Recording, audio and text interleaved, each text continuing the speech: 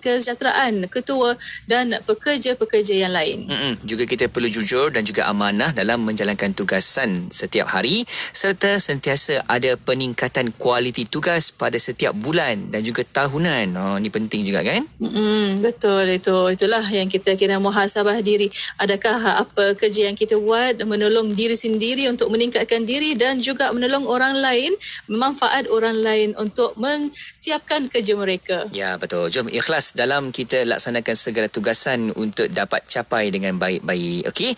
Lepas ni kita ada rancangan Islam Agamaku. Nak dengarkan lagi perkongsian dari Ustaz Dr. Muhammad Nizam Abdul Kadir, merupakan pensyarah kanan dari Jabatan Pengajian Kenegaraan dan Ketamadunan Fakulti Ekologi Manusia Universiti Putra Malaysia. Dan insya-Allah kita akan membawa secara langsung di FB Live IKIM FM, di YouTube IKIM Media, dan untuk anda boleh hantarkan soalan anda melalui WhatsApp konti 0112900404 dan juga boleh tinggalkan di FB Live IKIM FM, di YouTube IKIM Media. Ya, betul. Jom nantikan sama-sama selepas ni jam 5.15 petang rancangan Islam Agamaku akan bersama anda. Kekal bersama IKIM.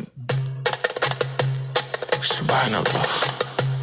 Taubatlah kami sebelum terlambat. Taubatlah kami sebelum terlambat. Taubatlah kami sebelum terlambat. Taubatlah kami sebelum terlambat. Waktu menyinari, alam pun menghiasi, cahaya yang berada semakin pudar. Begitu hidup kita akan juga kembali saat yang tak dijangka.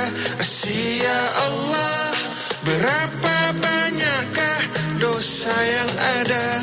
Tidakkah kau takuti saat menghampiri? Andai waktu kan kembali, sayangnya tidak akan kembali. Ingatlah dunia kan sementara, akhirat kan kekal selamanya. Taubatlah kami sebelum terlambat.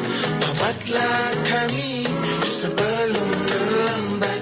Taubatlah kami sebelum terlambat. Taubatlah kami sebelum terlambat.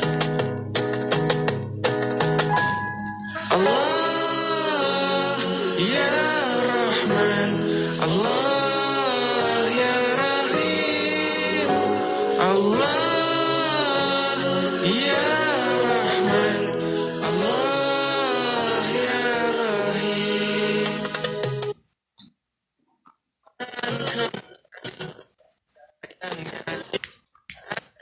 Kembali, ingat dunia kan sementara, akhirat kan kekal selamanya. Andai waktu kan kembali, sayangnya tidak akan kembali. Ingatlah dunia kan sementara, akhirat kan kekal selamanya. Akhirat kan kekal selamanya. Akhirat kan kekal selamanya. Taubatlah kami sebelum terlambat. Taubatlah kami sebelum terlambat. Inspirasi, Inforia, Islam, semuanya di IKIM. عن أنس بن مالك رضي الله عنه عن النبي صلى الله عليه وسلم قال: من ترك الكذب وهو باطل بني له في ربض الجنة، ومن ترك المراء وهو محق بني له في وسطها، ومن حسن خلقه بني له في أعلاها. Daripada Anas bin Malik radhiyallahu anhu, Nabi SAW bersabda, sesiapa yang meninggalkan penipuan yang merupakan suatu kebatilan, nescaya dibinakan istana untuknya di persekitaran syurga. Sesiapa yang meninggalkan perbalahan sedangkan ia berada di pihak yang benar, nescaya dibinakan untuknya di pertengahan syurga. Sesiapa yang mengelokkan akhlaknya, dibinakan untuknya di tempat tertinggi di dalam syurga. Riwayat At-Tirmizi. أمسينا وأمسى الملك لله والحمد لله لا إله إلا الله وحده لا شريك له له الملك وله الحمد وهو على كل شيء قدير رب أسألك خير ما في هذه الليلة وخير ما بعدها وأعوذ بك من شر ما في هذه الليلة وشر ما بعدها رب أعوذ بك من الكسل وسوء الكبر رب أعوذ بك من عذاب في النار وعذاب في القبر. Kami dan seluruh kerajaan memasuki waktu petang kerana Allah. Segala puji bagi Allah. Tiada sesembahan yang berhak disembah melainkan Allah semata. Tiada sekutu baginya. Semua kerajaan hanya miliknya dan segala pujian hanya untuknya.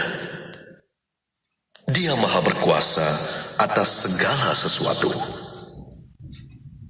Wahai Tuhanku, aku memohon kebaikan yang ada di hari ini dan setelahnya.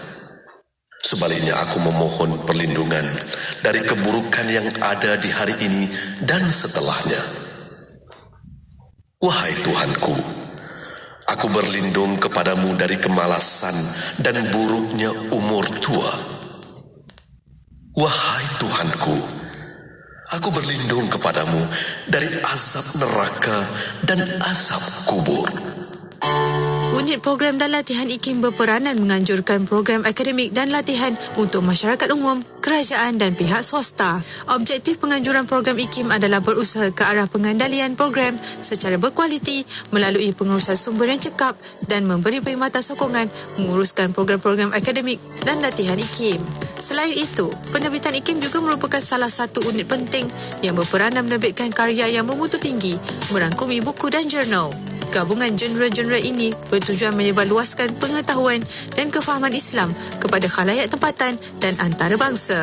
Malah, IKIM juga menghasilkan penulisan artikel di akhbar-akhbar tempatan yang terpilih seperti Utusan Malaysia, Berita Harian, News Straits Time, laman sesawang seperti BH Online, NST Online, Bernama.com dan Malakat Tribune untuk memberi kefahaman kepada masyarakat dalam memberi ulasan terhadap isu semasa. IKIM 30 tahun memahami Islam, membina peradaban. Bulan Ramadan mengajar kita erti persaudaraan.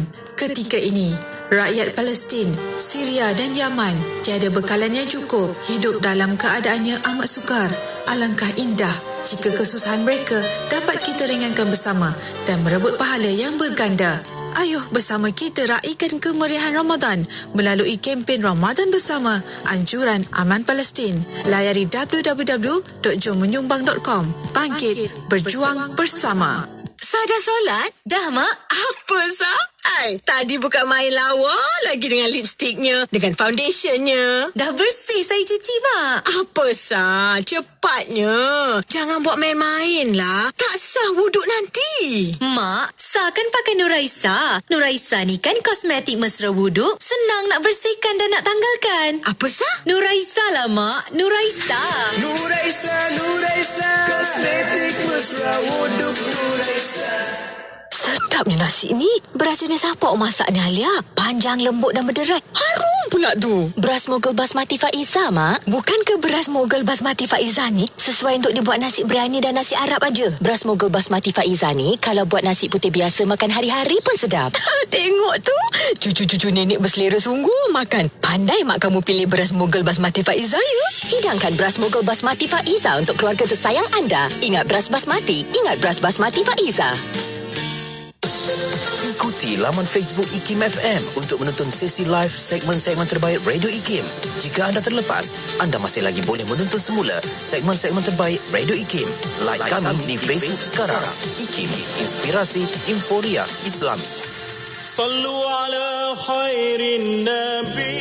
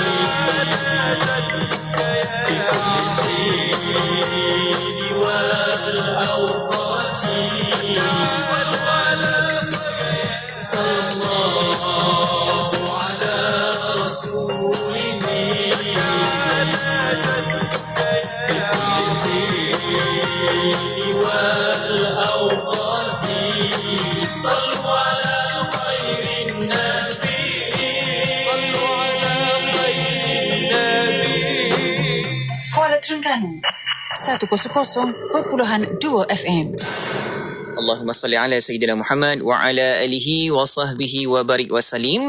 Alhamdulillah, anda sedang bersama Syafiq dan juga Mona untuk pertemuan di Destinasi IKIM, dan sekarang kita nak teruskan perkongsian selanjutnya menerusi rancangan yang dah pun kita siap sedia di petang ini, Mona. Terima kasih kepada anda yang masih setia bersama kami. Untuk jam ini kita akan bersama rancangan setiap hari Selasa bersama rancangan Islam Agamaku. Yap, betul, dan untuk itu terus kita nak jemput anda untuk sama-sama tonton sekarang di Facebook dan juga di YouTube IKIM. Sebab apa? Kita boleh sama-sama dengarkan, hayati. Kalau lihat di telefon pintar kita terus saja kan menerusi platform media sosial kita ini, moga-moga ia akan dapat memberi kesan di hati dan juga di jiwa kita.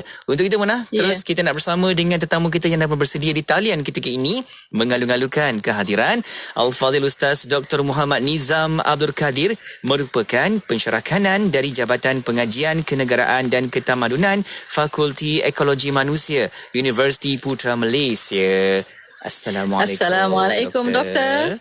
Waalaikumsalam warahmatullahi wabarakatuh. Alhamdulillah. Apa khabar, Doktor? Kaifa haluka? Alhamdulillah, bi khair, alhamdulillah. Syukur, masya-Allah. Alhamdulillah. Ya, kalau kita dengar persekitaran audio Doktor di sana agak mengalami hujan di sana, Doktor. Ya, sekarang rahmat. Alhamdulillah. Itulah ujar rahmat tu. InsyaAllah doa banyak-banyak. Semoga Allah kurniakan yang baik-baik untuk kita semua diberikan perlindungan sebaik-baiknya. Amin. Amin ya Rabbal Alamin. Dan untuk waktu ini bersama Dr. Nizam, insyaAllah Doktor akan membincangkan tentang tajuk petang ini satu keluarga berbeza agama.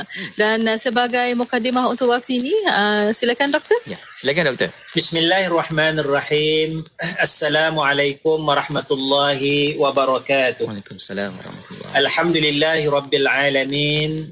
wassalatu wassalamu ala asyrafil anbiya'i wal mursalin wa ala alihi wa sahbihi ajma'in. Subhanaka la ilma lana illa ma 'allamtana innaka antal alimul hakim. Rabbi shrah li sadri wa yassir li amri wahlul 'uqdatam min lisani yafqahu qawli, amma ba'd. Terima kasih DJ Mona, DJ Syafiq.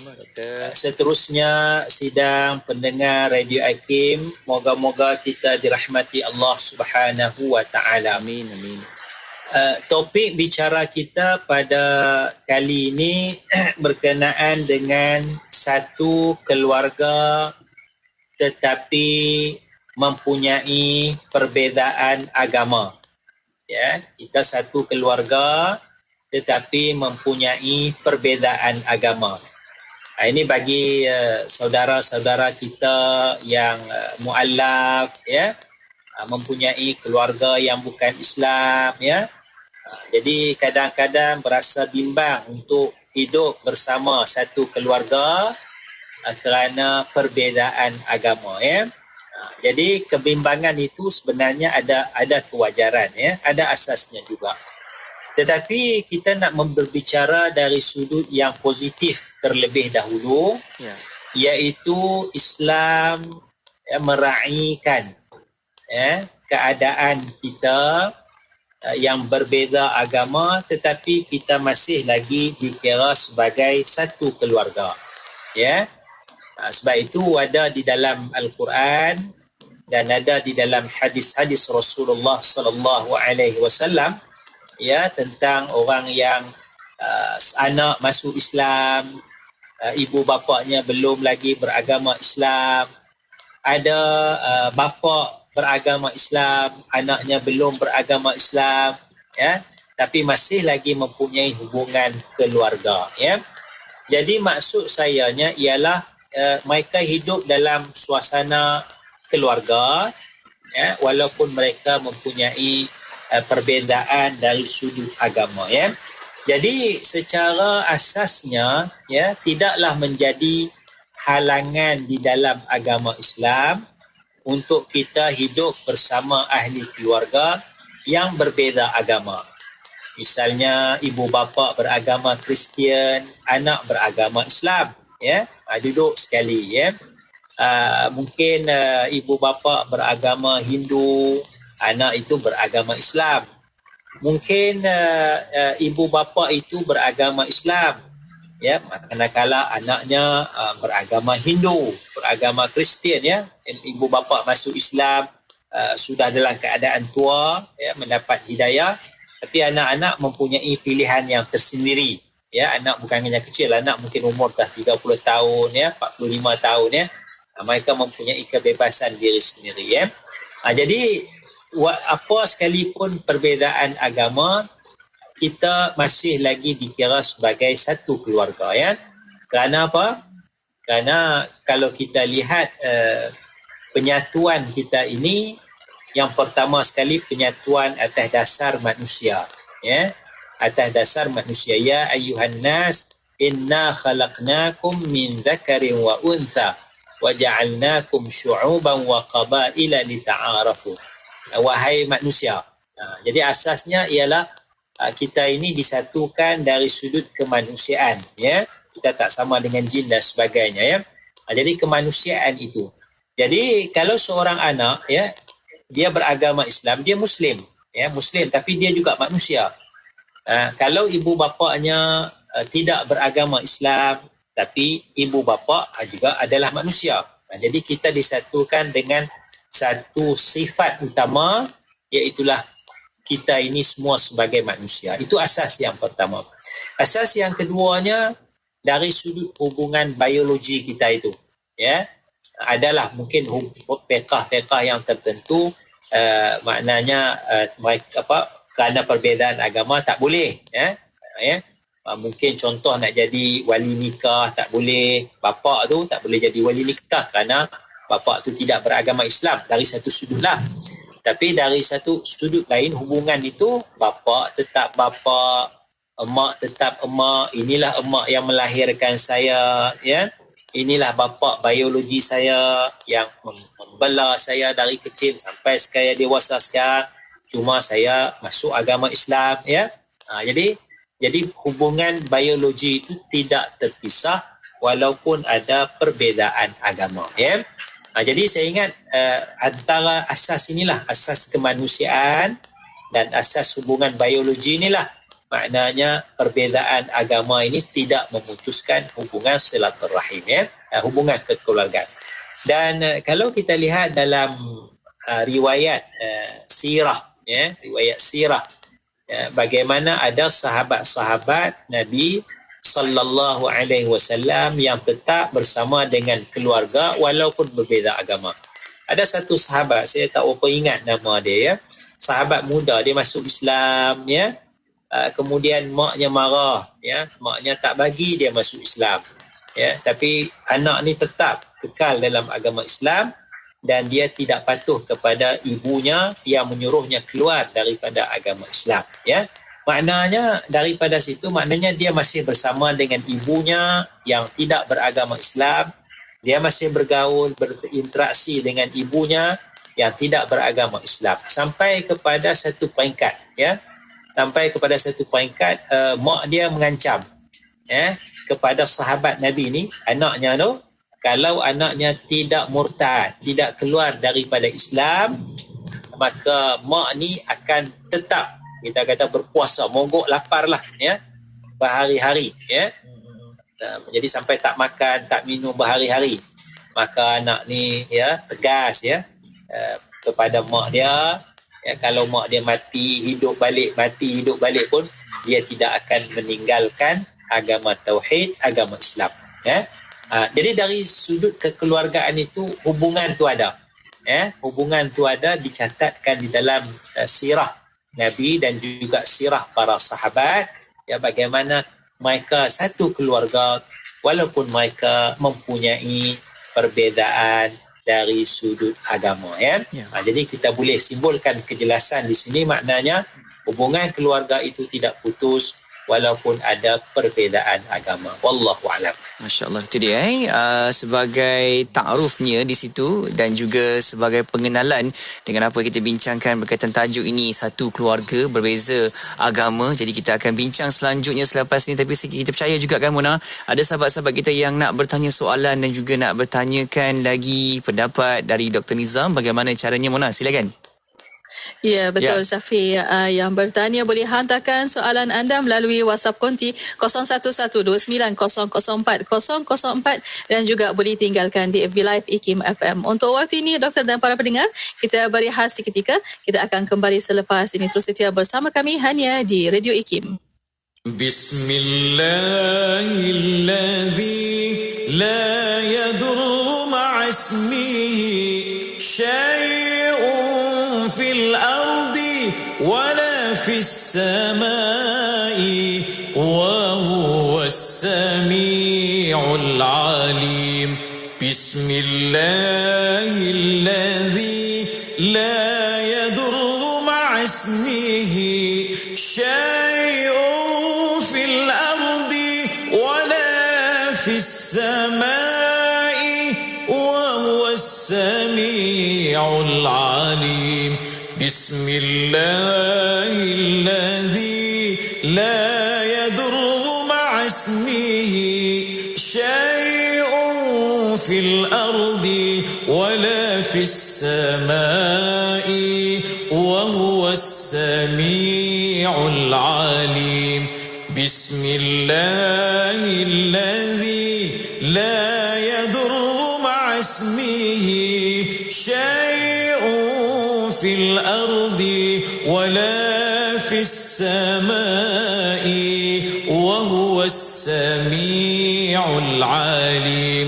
Bismillahilladzi la yadurru ma'asmihi syai'un fil ardi wala fis samai wa huwas sami'ul alim.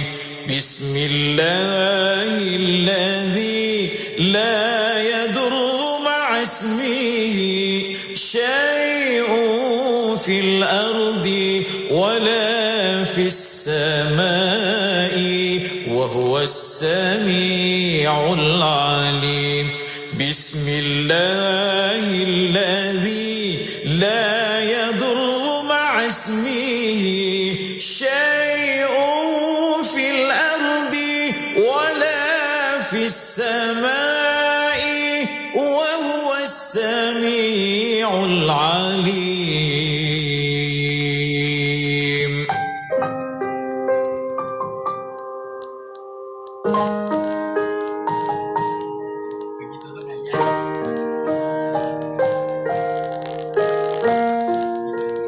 Sebutlah Allah, sebutlah Ar-Rahman. Mana saja yang kamu sebut, asalkan nama yang baik, semuanya milik Allah Subhanahu wa ta'ala. Satu zikir yang cukup besar, satu zikir yang merangkumi semua yang ada di dalam seluruh alam semesta ini terkandung dalam La ilaha illallah. Sebab itu kita sentiasa sebut berdasarkan hadis Nabi, afdalu zikri fa'lam annahu la ilaha illallah Muhammadun Rasulullah. Wadah ilmu sepanjang hari, berkongsi santapan sanubari. Pastinya hanya di IKIM, inspirasi Inforia Islami. Inspirasi Inforia Islami hanya di Radio Institut Kefahaman Islam Malaysia. Terima kasih kepada anda yang masih setia bersama kami untuk waktu ini bersama rancangan Islam Agamaku. Ya, betul Mona. Kita masih lagi bertemankan dengan tetamu kita yang berada di talian waktu ini. Menerusi rancangan Islam Agamaku, kita bersama perkongsian oleh Al-Fadhil Ustaz Dr. Muhammad Nizam Abdul Kadir, merupakan pensyarah kanan dari Jabatan Pengajian Kenegaraan dan Ketamadunan Fakulti Ekologi Manusia Universiti Putra Malaysia. Ya, Alhamdulillah. Dan untuk waktu ini bersama para pendengar, kalau ada soalan, pertanyaan tentang tajuk petang ini, satu keluarga berbeza agama, boleh hantarkan melalui WhatsApp konti 0117900404 dan juga boleh tinggalkan di FB Live IKIM FM, di YouTube IKIM Media. Ya, betul. Doktor, kita nak sambung lagi Doktor untuk tajuk ini sebelum kita ambil beberapa soalan dari sahabat pendengar kita. Silakan Doktor. Bismillahirrahmanirrahim. Kita sambung bicara berkenaan dengan satu keluarga berbeza agama. Jadi secara asasnya tidak menjadi kesalahan dalam agama Islam untuk kita hidup sebagai satu keluarga walaupun berbeza agama. Walau bagaimanapun, antara asas yang sangat penting adalah sikap saling hormat, menghormati di antara satu dengan yang lain, ya. Lebih-lebih lagi menghormati perkara yang sensitif ini, iaitulah perkara agama, ya. Bermakna sebagai seorang Muslim, saya menghormati budaya agama, saya menghormati sembahan-sembahan bukan Islam, ya. Katalah seorang anak yang mu'allaf, dia duduk bersama dengan ibu bapanya yang bukan Muslim, ya. Ada patung sembahan dan sebagainya. Sebagai seorang anak, ya, perlu menghormati agama orang bukan Islam, ya. Maksudnya jangan diganggu gugat, jangan dikotorkan patung sembahan itu, jangan dirosakkan patung sembahan itu, ya. Prinsipnya kita kena menghormati. Kita tidak redha, ya. Tidak redha kekufuran itu, tetapi kita menghormati keyakinan masing-masing, ya. Kerana kita tidak boleh memaksa seseorang untuk mengikut kepercayaan kita, ya. Jadi kita hormat, ya. Di mana patung tu nak diletakkan, di ruang tamu sebagai contoh. Contohnya katalah keluarga kita tu seorang, kita kata keluarga Cina, kita asalnya keluarga Cina. Kalau kita masuk rumah orang Cina tu kan dia ada patung-patung sembahan dekat ruang tamu dan sebagainya, ya. Jadi menghormati, jangan kacau, ya, jangan kacau, ya. Itu prinsip yang penting. Begitu juga keluarga bukan Muslim, menghormati keperluan beragama bagi seorang Muslim, ya. Jadi nak bagi tempat ibadat tu cantik sikit, ya. Ni tempat boleh sembahyang dalam bilik sebagai contoh, ya.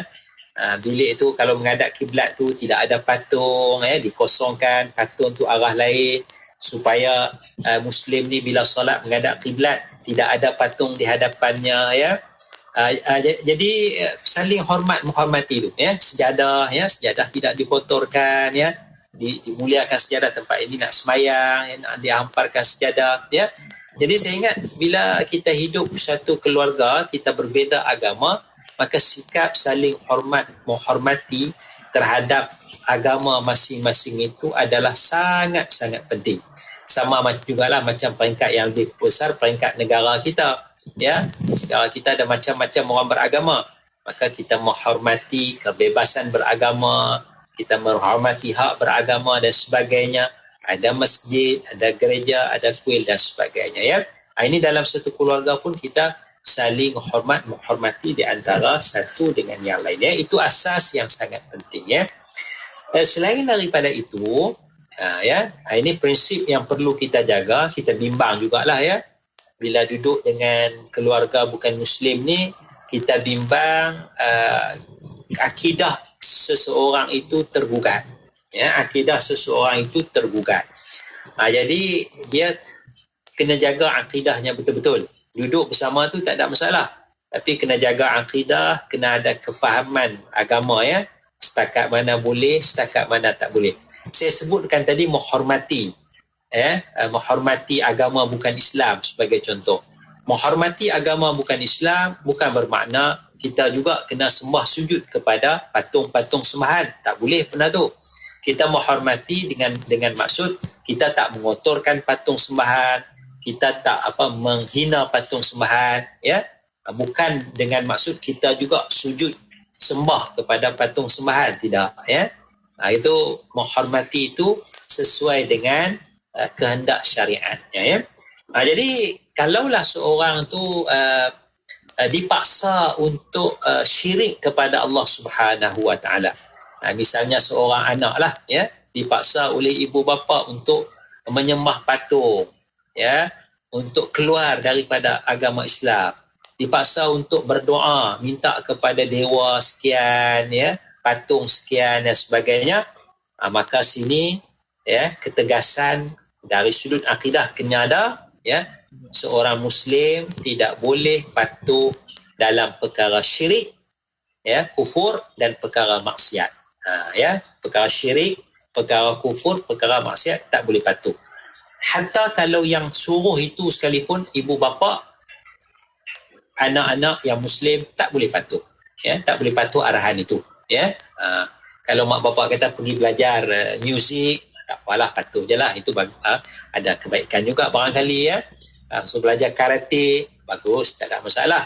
Tapi suruh melakukan amalan syirik, amalan kufur, amalan maksiat, ya, maka anak-anak tidak boleh patuh, ya. Keluarga, satu keluarga, tapi arahan ni tak boleh patuh. Kerana ini asas disebut di dalam Quran, a'udzubillahi minasyaitanirrajim, wa in jahadaka ala an tusyrika bi ma laysa laka bihi ilmun fala tuti'huma, ya. Itu Allah Ta'ala sebut, jikalau ibu bapa kamu memaksa kamu untuk syirik kepada Allah Subhanahu Wa Ta'ala, ma laysa laka bihi ilmun, benda yang tidak ada ilmu bagi kamu, fala tuti'huma, maka janganlah kamu wahai anak patuh kepada ibu bapa dalam arahan syirik, termasuklah arahan kufur, arahan maksiat, ya. Ibu bapa kata minumlah arak, ya, kita raikan perayaan kita ni sekali-sekala, tetamu datang ni kita minum arak sama-sama, fala tuti'huma, ya, jangan taat perintah itu. Tapi adakah kena berkasar, kena derhaka? Tidak. Wasahibhuma fid dunya ma'rufah, dan bergaullah, wahai anak, dengan kedua ibu bapa kamu yang tidak Muslim itu di dunia ini dengan cara yang ma'ruf, dengan cara yang baik. Jadi bahasa kena elok, kena sopan, ya, minta maaf mak, saya tak dapat minum arak ni kerana haram dalam agama saya. minta maaf ayah, saya tak dapat sembah patung ni kerana ini syirik dalam agama saya ya. Bagi tahu elok-elok ya. Wallahu a'lam. Baik doktor, itu dia penjelasan yang diberikan dan insyaAllah semoga itu akan terus dapat menjadikan bimbingan kepada kita semua. Dan doktor, kita ada soalan kita dapat di talian WhatsApp Konti dan juga di YouTube IKIM. Ada sahabat kita ni bertanya dari Nur Hafizah Zainul Abidin. Doktor, macam mana dengan pembantu rumah ataupun maid yang bekerja di rumah orang bukan Islam? Bolehkah mengemas termasuk di tempat-tempat sembahyang orang bukan Islam? Nanti doktor akan berikan sedikit penjelasan di situ insyaAllah. Okey? Ya, insya-Allah. Dan untuk waktu ini, doktor dan para pendengar, kita akan berehat sekali lagi. Kita akan kembali selepas ini. Terus setia bersama kami hanya di Radio IKIM. Nilai-nilai bersama IKIM. Ilmu. Nilai utama ataupun nilai pertama yang dipakai ialah ilmu. Abu Bakar As-Siddiq yang hidup di antara tahun 537 hingga tahun 630 pernah menyatakan dengan izin dalam bahasa Inggeris, knowledge is the life of the mind. Agama Islam meletakkan orang yang berilmu pada satu tahap yang tinggi. Ilmu jugalah yang akan menjadi salah satu asas utama yang membezakan keupayaan manusia di antara satu sama lain. Firman Allah Subhanahu wa taala dalam surah Al-Mujadalah ayat ke-11 yang bermaksud Allah akan meninggikan orang-orang yang beriman di antara kamu dan orang-orang yang diberi ilmu pengetahuan beberapa darjat. Nabi Muhammad SAW dalam satu hadis yang diriwayatkan oleh Ibni Majah bersabda yang bermaksud menuntut ilmu adalah wajib ke atas tiap-tiap orang Islam. Dan sekarang ini begitu banyak sumber mencari ilmu. Dan pertamanya melalui machine learning, telefon pintar, kereta autonomous, peta navigasi, aplikasi kewangan, e-dagang, sistem keselamatan dan sebagainya. Ini adalah merupakan kepintaran buatan yang menjadi sebahagian daripada unsur penting dalam hidup kita yang patut kita berhati-hati kerana bukan semua ilmu yang kita perolehi melalui machine learning ini yang boleh kita percayai. Jadi kita terpaksa berwaspada dalam usaha kita untuk menimba ilmu daripada machine learning devices ini. Petikan ucapan Allahyarham Tun Ahmad Sarji bin Abdul Hamid, mantan pengerusi IKIM. Ikuti perkembangan terkini Radio IKIM di Instagram. Anda boleh type ikim.my dan follow. Jangan lupa untuk pasang notifikasi supaya tidak terlepas cerita terbaru Radio IKIM. IKIM, inspirasi Infoya Islami. Inspirasi Infoya Islami hanya di Radio Institut Kefahaman Islam Malaysia. Terima kasih kepada anda yang masih setia bersama kami untuk waktu ini bersama rancangan Islam Agamaku. Ya, betul Mana. Kita masih lagi mendengarkan perkongsian oleh yang berbahagia Ustaz Dr. Muhammad Nizam Abdul Kadir, merupakan pensyarakanan dari Jabatan Pengajian Kenegaraan dan Ketamadunan Fakulti Ekologi Manusia Universiti Putra Malaysia. Dan sebelum berehat tadi, kita ada soalan yang kita dapat di talian WhatsApp dan juga di YouTube serta di Facebook. Sekarang ni kita ada Nur Hafizah Zainal Abidin. Okey, kata beliau, soalannya, doktor, bagaimana dengan maid atau pembantu rumah yang bekerja di rumah orang bukan Islam? Bolehkah mengemas di tempat sembahyang orang bukan Islam? Doktor, silakan. Terdapat perbezaan di antara mengemas rumah dengan mengemas tempat ibadat bukan Islam.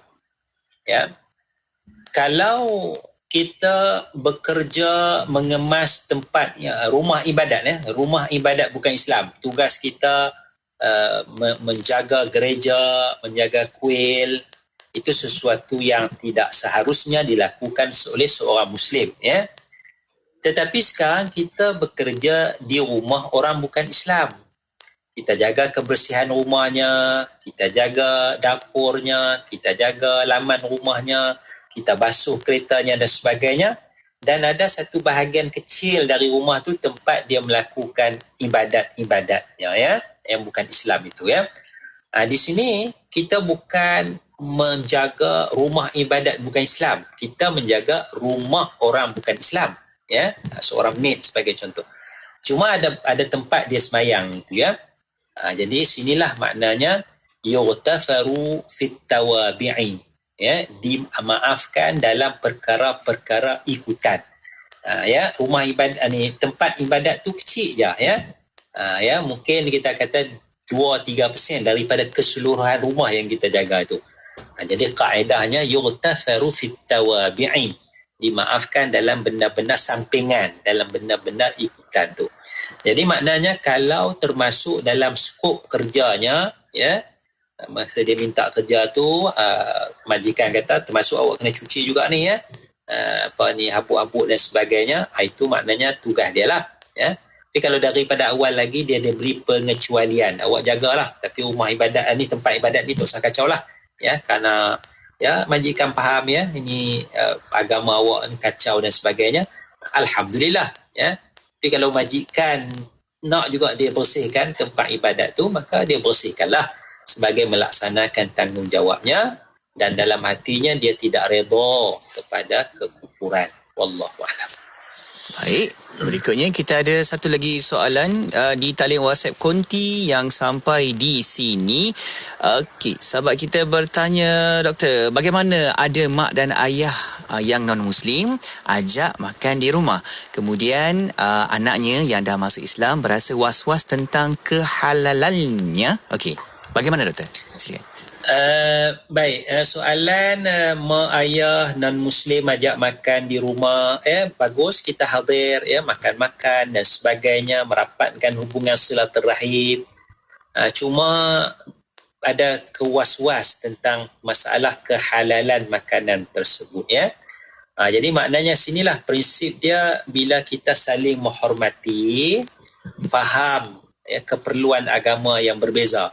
Maknanya ibu bapa yang non-Muslim ni, aku nak buat makan-makan ni, anak aku seorang ni dah masuk agama Islam, apa makanan yang dia tak boleh makan ya, nak ajak dia datang. Jadi menghormati tu ya, sayang kepada anak, menghormati keperluan anak ya. Kalau aku tak jaga ni, ada ara, ada babi ni, anak datang ya, cucu pula datang ya, tak boleh nak makan tu, jadi tak seronok kan. Jadi dia faham ya. Jadi anak yang Muslim ni boleh bagi tahulah, kami tak boleh makan ni. Mana di awal keislaman tu dah boleh bagi tahu dah ya, makanan-makanan yang halal, makanan-makanan yang haram ya. Satu. Yang keduanya, bawalah makanan ya.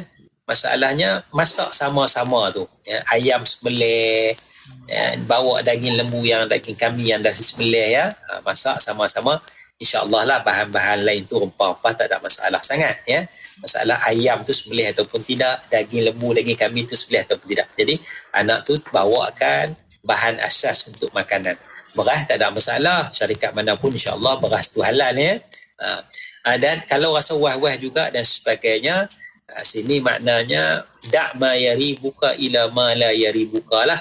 Salah satu panduan, tinggalkan benda yang meragukan kepada yang tidak meragukan ya.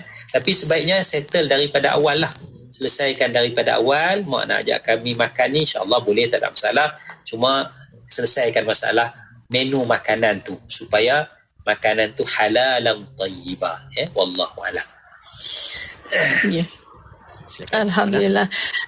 Dan ada soalan di waktu ini, doktor bertanya, jika seorang wanita itu berkahwin dengan mualaf yang telah lebih 10 tahun memeluk Islam, adakah dikira sekufu atau tidak si lelaki tersebut memeluk Islam seorang, bukan satu family? Bagaimana doktor?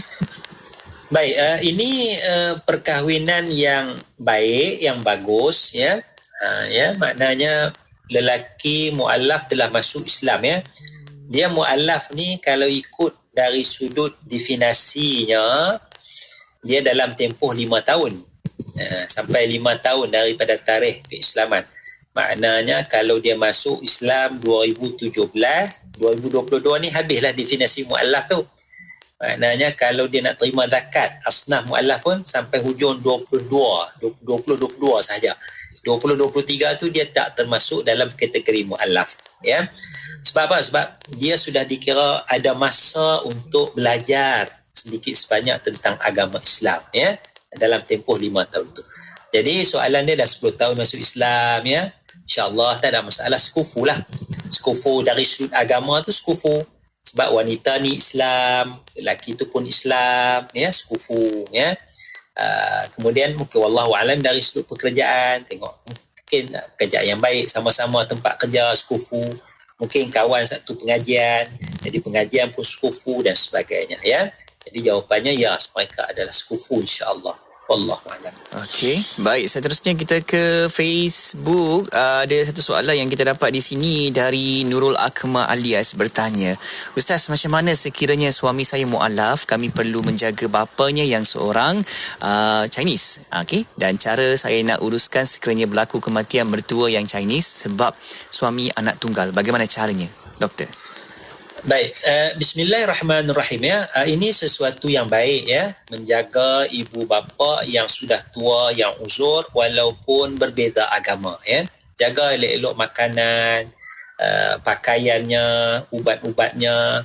Kalau dia terlantar bedridden, ya, kena jaga mandikan, lap badan dan sebagainya. Tetap, ya, anak kena berbuat baik, termasuklah menantulah, ya. Anak tu lelaki mungkin kurang sikitlah, dia keluar kerja dan sebagainya. Menantu pun kena ambil berat juga menjaga bapa mertuanya ini, sebab bapa mertua macam bapa kandung, mak mertua macam mak kandung, ya. Cuma kalau meninggal nanti tu, kalau suami tu anak tunggal, mungkin tak ada lah orang lain yang akan tuntut, ya. Jadi maknanya jadi inilah makna peluang kalau kita nak dakwah kepada bapa yang tidak beragama Islam itu. Duduk dengan kita, ceritakan perbandingan agama, ceritakan keindahan agama Islam, ceritakan tentang Allah Subhanahu Wa Taala. Jadi peluang dakwah itu terbuka luas, ya, untuk kita ceritakan tentang Islam dan sebagainya, ya. Moga-moga Allah Taala buka hatinya untuk menerima hidayah. Tapi kalau tak dapat hidayah, maknanya kita uruskan macam biasa. Kalau dia tahu Taoism dia Buddha ke, boleh hubungi orang yang pihak beragama Buddha, bagi tahu ini nak diuruskan dengan agama Buddha. Ataupun kalau tak nak uruskan cara biasa pun, tak ada agama pun, ya, tak pasti ayah ni Islam ke ataupun masih Buddha lagi ke apa ke, ya, maknanya kita tak serahkan kepada Buddha pun tak apa, ya, kita nak urus macam biasa pun boleh, ya, tak ikut cara Islam jugalah, tak pasti keislaman, kan. Ataupun kita berhubung dengan pihak Buddha pun boleh, ataupun anak tu sendiri uruskan, ya, uruskan yang wajib lah, maknanya nak mandikan dia, bersihkan, nak kafankan, tanam je lah, tanamkan tu. Cuma kubur tu nak kena minta jugalah pada pihak yang kita kata perkuburan bukan Islam, ya. Wallahualam. Ya, baik. Terima kasih, Doktor. Soalan terakhir pada waktu ini bertanya dari segi meraih dan menyantuni misalnya kalangan ahli keluarga yang beragama lain.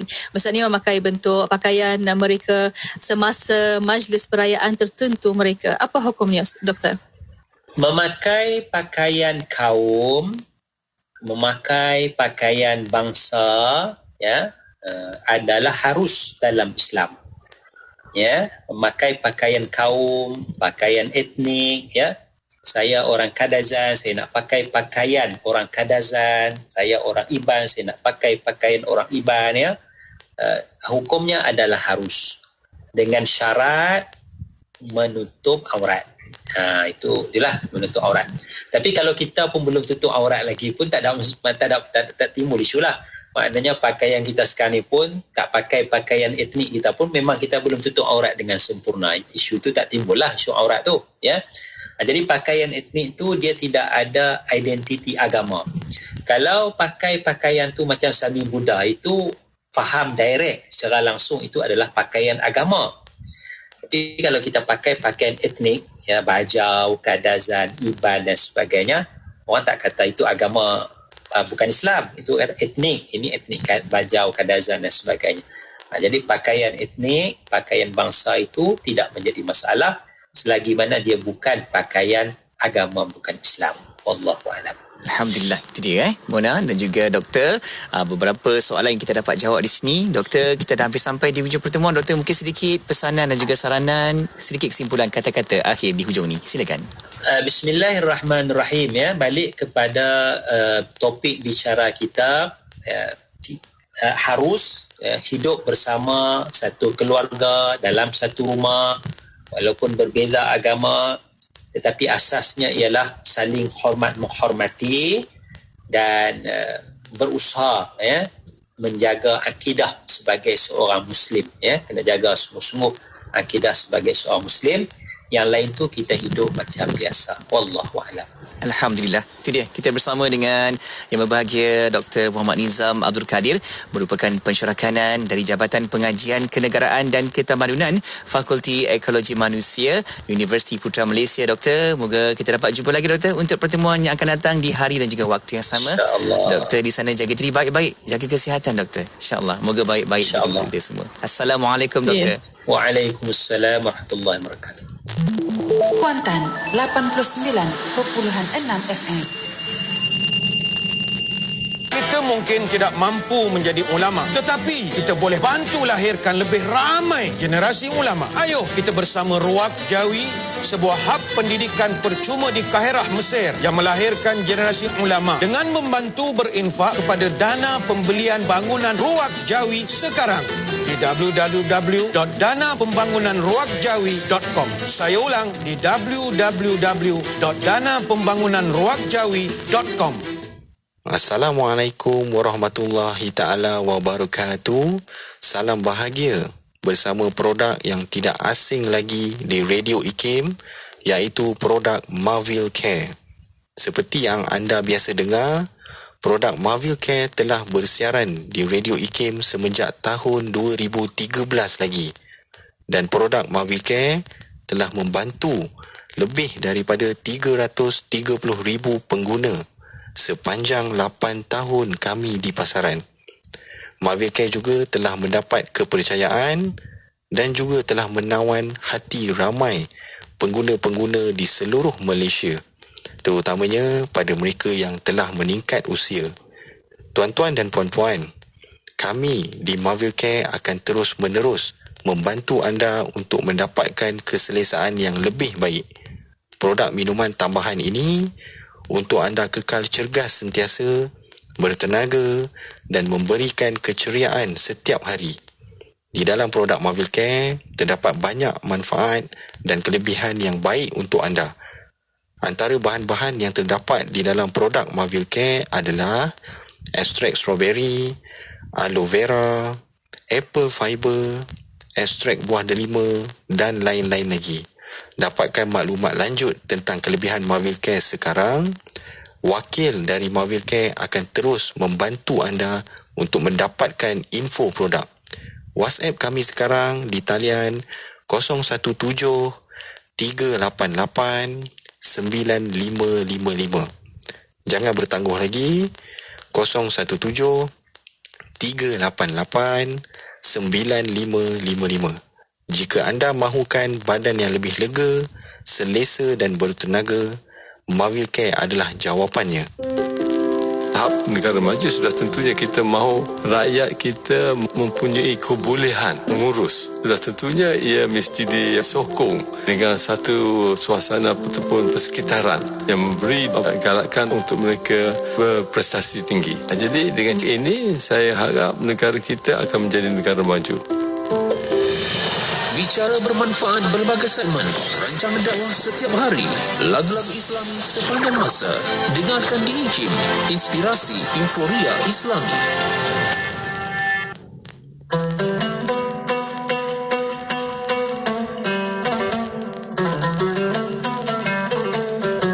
ظهر الدين المؤيد بظهور النبي أحمد